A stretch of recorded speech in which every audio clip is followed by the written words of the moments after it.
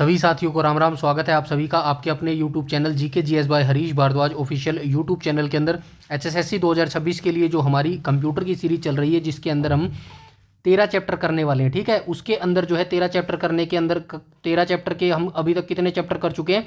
4 chapter कर चुके हैं, यानी कि 12 क्लास हम जो है कर चुके हैं ऑलरेडी। ठीक है, आज हम जो है कौन सा चैप्टर करने वाले हैं? चैप्टर नंबर 5 जो है आज हम स्टार्ट करने वाले हैं। वैसे ये कोई ज़्यादा इंपॉर्टेंट टॉपिक नहीं है, यानी कि जो चैप्टर 5वां है ना, जिसका नाम है पर्सनल कंप्यूटर, ये कोई जो है ज़्यादा इंपॉर्टेंट टॉपिक नहीं है। मैं इसको लेने वाला नहीं था, बस इसको ऐड करने का मकसद यही है कि हमारा जो टारगेट है ना, वो जीरो से चल रहा है, बेसिक से चल रहा है, कुछ भी हम जो है स्किप नहीं करना चाहते। इसीलिए जो है इस चैप्टर को मैंने ऐड कर ही लिया है। ठीक है, बहुत छोटा टॉपिक है।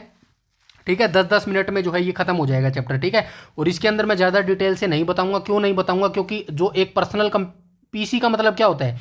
पीसी का मतलब होता है पर्सनल कंप्यूटर। और पर्सनल कंप्यूटर क्या होता है? आपके घर में जो मॉनिटर रखा होगा ना, या एलसीडी रखी होगी, उसके साथ सीपीयू रखा होगा, माउस रखा होगा, कीबोर्ड रखा होगा, ये सारे जो कंपोनेंट्स होते हैं ना, इनको जोड़कर एक पूरा पीसी बनता है, यानी कि कंप्यूटर बन जाता है पर्सनल कंप्यूटर। ठीक है, उन सारे पार्ट्स को जो है इस टॉपिक में बताया गया है कि कौन कौन से पार्ट्स जो है जिनसे जोड़कर जो है एक पूरा कंप्यूटर तैयार हो जाता है। ठीक है, हर पार्ट्स के बारे में हम नहीं बात करेंगे, डिटेल से बिल्कुल बात नहीं करेंगे। क्यों नहीं करेंगे? क्योंकि इससे पहले जो 4 चैप्टर मैंने करवाए हैं ना, कंप्यूटर का इतिहास देखा लो, कंप्यूटर का सामान्य परिचय लगा लो। तीसरा चैप्टर हमने कौन सा किया था? इनपुट आउटपुट का किया था। चौथा चैप्टर हमने कौन सा किया था? मेमोरी का किया था।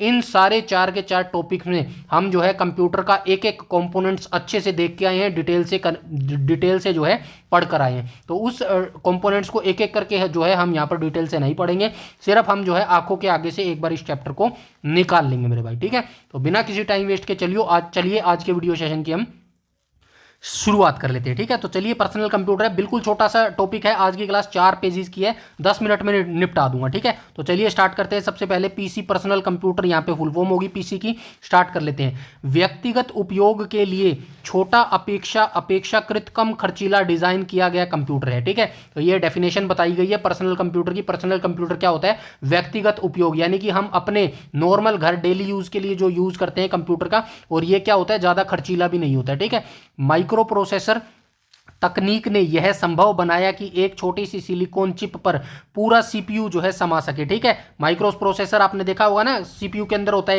एक जो है माइक्रो प्रोसेसर होता है। इसी तकनीक ने जो है संभव बनाया एक छोटी सी सिलिकॉन चिप पर जो है पूरा सीपीयू समा सके, जिसे एलएसआई लार्ज स्केल इंटीग्रेशन कहा जाता है। ठीक है, व्यापार में इसका उपयोग शब्द संसाधन, लेखांकन, अकाउंटिंग, यहां से देख लेना, अकाउंटिंग, वर्ड प्रोसेसिंग, डेस्कटॉप प्रकाशन, स्प्रेडशीट यानी कि वो जो प्रेजेंटेशन होती है ना, वो डेटाबेस प्रबंधन आदि के लिए होता है। ठीक है, ये सारी चीज़ हम कहाँ यूज़ करते हैं? या तो हम एमएस वर्ड का यूज़ करते हैं, या तो हम एमएस एक्सेल का यूज़ करते हैं, या फिर हम एमएस वर्ड माफ़ कीजिएगा एमएस पावर पॉइंटिंग का यूज़ करते हैं। ठीक है, अकाउंटिंग के लिए किसका यूज़ करते हैं? एक्सेल का यूज़ करते हैं। वह जो है डॉक्यूमेंट के लिए हम किसका यूज़ करते हैं? एमएस वर्ड का यूज़ करते हैं। प्रेजेंटेशन के लिए हम किसका यूज़ करते हैं? पीपीटी यानी कि प्रेजेंटेशन क्या बोलते हैं उसको? पावर पॉइंट का यूज़ करते हैं। ठीक है, इन सारे यूज़ों के लिए घर पे हम किसका यूज़ करते हैं? पर्सनल कंप्यूटर का यूज़ करते हैं। समझ गए? चलिए आगे चलते हैं। घर में पर्सनल कंप्यूटर का उपयोग मनोरंजन के लिए, ईमेल देखने तथा छोटे छोटे दस्तावेज तैयार करने के लिए होता है। ये सारी चीज़ें आपको पता होगी। आगे चलते हैं। ठीक है, अब देख लेते हैं पर्सनल कंप्यूटर का विकास। ठीक है, तो पर्सनल कंप्यूटर का विकास कैसे और कब हुआ? 1970 में माइक्रो प्रोसेसर के विकास ने पीसी का विकास किया। आप सभी जानते होंगे, जब हमने कंप्यूटर का सामान्य परिचय देखा था, उसके अंदर ये सारी चीजें देखी थी। माइक्रो प्रोसेसर कब आया, पहली जनरेशन कब आई, कब से कब तक थी, ये सारी मैं वहां पर बता चुका हूं। आई होप आपने देखा भी होगा। ठीक है, तो डिटेल से आपको सारी सीरीज देखनी बेहद जरूरी है, क्योंकि 10 नंबर का जो है कंप्यूटर आता है, और 10 नंबर बहुत ज्यादा जो है हो जाते हैं सिलेक्शन के लिए मेरे भाई। ठीक है, एक भी जो है हमको गलत नहीं करना है। ठीक है, तो आगे चलते हैं। 1970 में माइक्रो प्रोसेसर के विकास ने जो है पीसी का विकास किया, यानी कि पर्सनल कंप्यूटर का विकास किया। सर्वप्रथम सबसे लोकप्रिय पीसी कौन सा था? एप्पल सेकंड था। 1977 में एप्पल कंप्यूटर के द्वारा लाया गया था। ठीक है, तो याद रखना, पीसी जो सबसे लोकप्रिय पीसी होता था ना, पर्सनल कंप्यूटर सबसे ज्यादा लोकप्रिय जो हुआ था, उसका नाम क्या था? एप्पल सेकंड उसका नाम था। कौन इसको मार्केट में लेके आया था? 1977 में एप्पल कंप्यूटर के द्वारा जो है इसको लाया गया था। यह दुनिया का पहला सफल कमर्शियल जो है पीसी माना जाता है। 1981 में आईबीएम यानी कि इंटरनेशनल बिजनेस मशीन ने अपना पहला पीसी, आईबीएम जो है पीसी के नाम से लाया था। आईबीएम पीसी उस समय का सर्वाधिक लोकप्रिय जो है पीसी था मेरे भाई, ठीक है। आई होप यहाँ तक सारी चीज़ें क्लियर हो गई होंगी। आगे चलते हैं, अब देख लेते हैं यहाँ पे क्या लिखा गया है। पर्सनल कंप्यूटर पीसी के भाग या घटक, मतलब किन किन पार्ट से जो है पीसी पूरा बनता है, वही सारे पार्ट्स लिखे होंगे जो हम इनपुट आउटपुट में मेरे भाई देख के आए हैं, ठीक है। चलिए आइए देख लेते हैं। एक पीसी आमतौर पर निम्नलिखित भागों से मिलता है, मिलकर बनता है। निम्नलिखित भाग कौन से होते हैं? माउस हो गया, कीबोर्ड हो गया, और क्या होता है? यूपीएस हो गया। यूपीएस क्या होता है? जब लाइट चली जाती है आपका कंप्यूटर टू टू टू टू बोलता रहता है ना, टू टू टू ऐसे बोलता है। लाइट जाने के बाद भी आपका जो कंप्यूटर है वो ऑन रहता है 2-5-10 मिनट के लिए, तो यूपीएस की वजह से ही रहता है मेरे भाई, ठीक है। तो ऐसे सारे पार्ट जो मिलकर बनाते हैं वो क्या बनाते हैं? कंप्यूटर बनाते हैं, ठीक है। आगे चलते हैं, सिस्टम यूनिट। तो सिस्टम यूनिट क्या है भाई? पीसी द्वारा किए जाने वाले सारे कार्य यहीं से नियंत्रित होते हैं, ठीक है। सिस्टम यूनिट के अंदर जो पीसी के द्वारा जितने भी काम किए जाते हैं ना, कंप्यूटर एक जो सारे काम करता है वो कहाँ पर करता है? तो वो सारे काम जो है वो सिस्टम यूनिट के द्वारा किए जाते हैं। इसके पीछे के भाग में कीबोर्ड, मॉनिटर, ये ऐसे तो पता होगा ना आपको, ये एक सीपीयू होता है, ठीक है। इसका एक आगे वाला भाग होता है, ये आगे वाला भाग है, ठीक है। ये आगे वाला भाग है और ये पीछे वाला भाग। आगे वाले भाग में भी चीजें लगती हैं और पीछे वाले भाग में भी चीजें लगती हैं। अब ये बता रहा है, देखो, इसके पीछे के भाग में कीबोर्ड, मॉनिटर, माउस तथा प्रिंटर आदि तारों के सहारे जुड़े रहते हैं, ठीक है। तो पीछे आपने देखा होगा, अपने सीपीयू के पीछे देखना सॉकेट लगी होती है ना, तारों की जो केबल होती है वो लगी होती है, ठीक है। ये पीछे के भाग में लगती है। सिस्टम यूनिट के अंदर एसएसडी, मतलब सिस्टम यूनिट जो अंदर होता है वहां क्या क्या लगाता है? एसएसडी क्या होती है? सॉलिड स्टेट डिवाइस होती है, जहां पर डेटा आप स्टोर करके रखते हैं, या हार्ड डिस्क और सीडी ड्राइव जैसे भंडारण उपकरण जो है जुड़े रहते हैं, जिन्हें इसे सॉफ्टवेयर के द्वारा नियंत्रित किया जाता है। क्योंकि आप सभी जानते हैं भाई, हार्ड डिस्क के अंदर जो डेटा रहेगा उसमें जो प्रोसेस करेगा वो सॉफ्टवेयर ही तो उसको जो है काम करने के लिए मजबूर करेंगे। यह पीसी का मुख्य भाग है, ठीक है। संरचना के आधार पर सिस्टम यूनिट दो प्रकार का होता है, ठीक है। सिस्टम यूनिट दो प्रकार का होता है, कौन कौन सा होता है आइए देख लेते हैं, ठीक है। डेस्कटॉप टाइप होता है, टावर टाइप होता है, ठीक है। वैसे मैंने ये पुराना था, दो मतलब ये जो दो चीजें है ना, पुराने टाइम के थे। अभी 2026 में दो चीजें और मैंने ऐड करके लिख दी है, एक तो ऑल इन वन होता है और एक मिनी पीसी होता है। इनके बारे में भी बताऊंगा, ठीक है।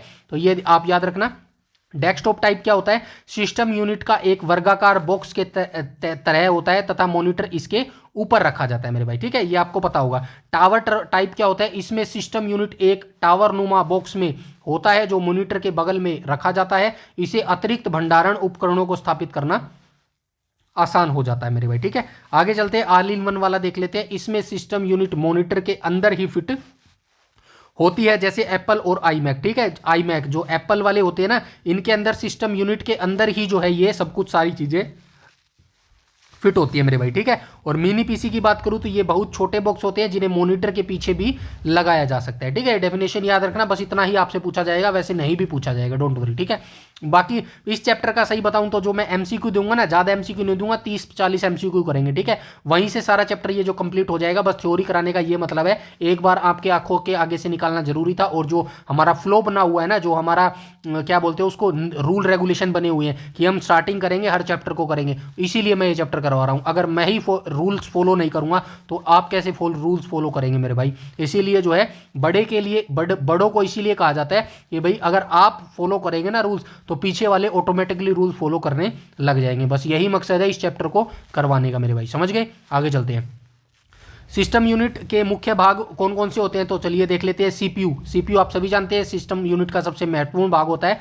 इसे प्रोसेसर या माइक्रो प्रोसेसर भी कहते हैं। यह पीसी से जुड़े विभिन्न उपकरणों को नियंत्रित करता है। यह कंप्यूटर द्वारा प्राप्त सूचनाओं का विश्लेषण करता है। इसके 3 भाग होते हैं, ठीक है। सीपीयू के 3 भाग होते हैं, कौन कौन से? मैं पहले चैप्टर में पहले में भी बता के आया हूँ। एएलयू होता है, कंट्रोल यूनिट होता है और मेमोरी यूनिट होता है। यहाँ पे देखो, रजिस्टर सबसे तेज मेमोरी होती है, जैसे रैम होती है ना, रैम से पहले कौन सी मेमोरी होती है? कैचे मेमोरी होती है। कैचे से सबसे तेज कौन सी होती है? रजिस्टर होती है, ठीक है। तो याद रखना, यह सीपीयू की सबसे छोटी और तीव्रतम मेमोरी होती है, जो वर्तमान में प्रोसेस हो रहे डेटा या निर्देश को अस्थायी रूप से संग्रहित करती है। यानी कि अस्थायी रूप से संग्रहित करने का मतलब क्या है? यानी कि लाइट चली जाएगी ना, तो ये रजिस्टर में जो आपका काम होगा ना वो सारा खत्म हो जाएगा मेरे भाई, ठीक है। आगे चलते हैं। अर्थमेटिक लॉजिक यूनिट यानी कि ALU अंक गणितीय तथा तार्किक गणनाओं में इसका उपयोग होता है। यहाँ सभी प्रकार की गणना की जा सकती है। तो ALU आपका क्या काम करता है, जितनी भी लॉजिकल चीजें होंगी, जितनी भी अंक गणितीय यानी कि मैथमेटिशियन चीजें होंगी ना, उन सभी को सोल्व कौन करेगा, ALU करेगा। उसके बाद कंट्रोल यूनिट यानी कि CU, यह कंप्यूटर द्वारा हो रहे सारे कार्य को जो है नियंत्रण करता है मेरे भाई। ठीक है, यहां तक सारी चीजें क्लियर है। आगे चलते हैं, बस ये लास्ट पेज है, चौथा पेज है। ठीक है, अब देखते हैं मदरबोर्ड। आगे भी 4 पेज है, बस इसको जो है नेक्स्ट वीडियो में हम करेंगे। ठीक है, आज इतना ही करेंगे।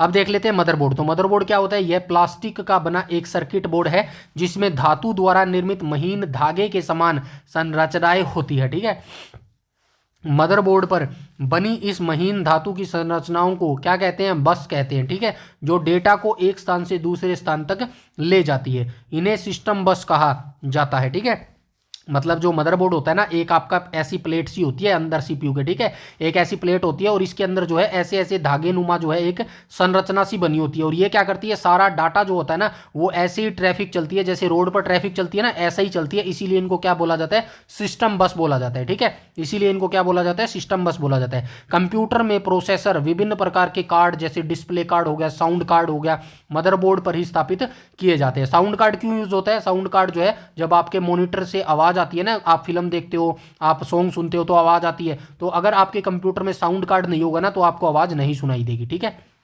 आगे चलते हैं। यह कंप्यूटर का मुख्य पटल होता है। ठीक है, मुख्य पटल होता है भाई मदरबोर्ड। ठीक है, विशेष नोट में क्या लिखा गया है, मुख्य मेमोरी यानी कि रैम मदरबोर्ड पर होती है, CPU के अंदर नहीं होती, ये भी आप याद रखना। ठीक है, मदरबोर्ड जो मुख्य मेमोरी होती है ना, रैम होती है, ये मदरबोर्ड पर ही होती है, CPU के अंदर नहीं होती मेरे भाई। ठीक है, आगे चलते हैं। रैम के बारे में क्या लिखा गया, मदरबोर्ड, यहाँ पे मदरबोर्ड आएगा भाई। ठीक है, मदरबोर्ड पर रैम लगाने का स्थान बना रहता है। ठीक है, मदरबोर्ड पर क्या होता है, रैम लगाने की एक स्लॉट जगह होती है। ठीक है, जहां पर रैम लगती है। ठीक है, जिसमें हम अपनी आवश्यकता अनुसार रैम लगा सकते हैं। आप कितने भी प्रकार की रैम लगा सकते हैं, 2 GB की रैम लगा सकते हैं। ठीक है, 2 GB की लगा सकते हैं। आजकल तो 2 GB रैम से कुछ होता भी नहीं है, सिस्टम हैंग हो जाता है। ठीक है, 4 GB की नॉर्मल आजकल जो है रैम चलती है, और बड़े बड़े क्या करते हैं, बड़े बड़े जो सिस्टम होते हैं उनमें 8 GB रैम लगती है मेरे भाई। ठीक है, 4 GB 8 GB। ठीक है, यह एक कार्यकारी यानी कि वोलेटाइल मेमोरी है। आप सभी जानते हैं भाई, रैम में जो डाटा होता है वो वोलेटाइल मेमोरी का होता है, लाइट जाने के बाद ये खत्म हो जाता है। यह तभी काम करता है जब हम कंप्यूटर पर काम कर रहे होते हैं। कंप्यूटर बंद होने पर इसमें संग्रहित सूचनाएं नष्ट हो जाती है। यह सूचनाओं को अस्थायी तौर पर जो है रखा जाता है मेरे भाई। ठीक है, आगे चलते हैं। रोम आप सभी जानते हैं भाई, रोम क्या होता है, रीड ओनली मेमोरी होती है, और ये जो है नॉन वोलेटाइल होता है, यानी कि लाइट जाने के बाद भी जो है इसमें डेटा सेव रहता है। रोम अर्थात रीड ओनली मेमोरी, जैसे कि नाम से स्पष्ट है कि इस मेमोरी में संग्रहित सूचनाओं को केवल पढ़ा जा सकता है, उसे परिवर्तित नहीं किया जा सकता। रोम के अंदर जो प्रोग्राम फिक्स किया जाता है ना, जब कंप्यूटर बनता है उसी टाइम जो है इसके अंदर रोम के अंदर प्रोग्राम जो है फिट कर दिए जाते हैं, और इसको आप चेंज नहीं कर सकते मेरे भाई। ठीक है, कंप्यूटर बंद होने पर भी रोम नॉन वोलेटाइल में सूचनाएं संग्रहित रहती है, नष्ट नहीं होती मेरे भाई। ठीक है, तो ये छोटा सा वीडियो था आज का, जो है 4 पेजेस थे, 4 ही पेज इस चैप्टर के रह गए हैं, वो हम नेक्स्ट वीडियो में देखेंगे, और संडे को हम इसके MCQ देख लेंगे। ठीक है, छोटा सा चैप्टर था, वो आज जो है हमारा करवाना बहुत जरूरी था, इसीलिए मैंने करवा दिया मेरे भाई। ठीक है, ठीक है, तो हर चीज़ आपको करनी बेहद ज़रूरी है, इसीलिए जुड़े रहिएगा। सारी PDF मैं टेलीग्राम पर शेयर कर रहा हूँ। कोई भी चीज़ प्लीज़ ऐसे मत छोड़ना कि मुझे आता है, ये तो बहुत लोकल चैप्टर है, नहीं करता मैं। एक बार आंखों के आगे से ज़रूर निकाल लेना मेरे भाई। ठीक है, किसी की भी ताकत को जो है कमज़ोर नहीं मानना चाहिए मेरे भाई। ठीक है, अपने दुश्मन को तो बिल्कुल भी कमज़ोर नहीं समझना चाहिए, जबकि जैसे कि HSSC जैसा ताकतवर दुश्मन अगर आपके सामने खड़ा हो ना, तब तो बिल्कुल भी गलती मत करना किसी भी चीज़ को सिंपल समझने की मेरे भाई। ठीक है, हर चीज़ आपको पढ़नी है, कोई टाइम वेस्ट नहीं होता, आपको जानकारी ही मिल रही है, और अगर आपको जानकारी है तो सिर्फ आपका जो है मल्टीपल टाइम रिवीजन हो रहा है मेरे भाई यहाँ पर। ठीक है, तो ये समझ के कर लेना, लेकिन करनी जरूरी है मेरे भाई। ठीक है, इसकी सारी PDF जो है आपको कहाँ पर मिल जाएगी, टेलीग्राम चैनल पर मिल जाएगी। ठीक है, टेलीग्राम चैनल पर मिल जाएगी। बस वीडियो को आप ज़्यादा से ज़्यादा लाइक कर देना, और शेयर करो तो कर देना, वह बाकी आपकी मर्जी है मेरे भाई। ठीक है, तो चैनल पर बने रहना, बहुत जल्द सारी चीज़ें मैं आपको प्रोवाइड करवा दूंगा। हरियाणा GK हमारी खत्म होने वाली है, और उसके बाद हम जो है इंडिया GK शुरू कर देंगे, और जैसे ही हमारी ये कंप्यूटर खत्म होगी तो कंप्यूटर के बाद हम कौन सा स्टार्ट करेंगे, साइंस जो है हम स्टार्ट कर देंगे मेरे भाई। ठीक है, तो डोंट वरी, सब कुछ मैं करवाने वाला हूँ। और जैसे ही हमारी ये थ्योरी सेक्शन कंप्लीट हो जाएगी ना, उसके बाद मैं आपको दूंगा एमसीक्यू, देख लूंगा कितने एमसीक्यू लगाओगे, ठीक है। एमसीक्यू से भरा पड़ा हूँ मैं भी, ठीक है। दुनिया जहान का इंटरनेट पे डाटा पड़ा है, बस करने वाला और करवाने वाला होना चाहिए, ठीक है। डोंट वरी, सारी चीज़ें मैं आपको करवा दूंगा, बस आप करने वाले बनो मेरे भाई, ठीक है। सिलेक्शन लेने वाले बनो, ठीक है। तो आज के वीडियो में इतना ही। वीडियो सेक्शन को जो है लाइक जरूर कर देना और बताना वीडियो सेशन आपको कैसी लग रही है, और वीडियो सीरीज जो हमारी चल रही है ये सारी आपको कैसी लग रही है मेरे भाई, ठीक है। तो आज के वीडियो में इतना ही, मिलते हैं नेक्स्ट वीडियो में, तब तक के लिए धन्यवाद।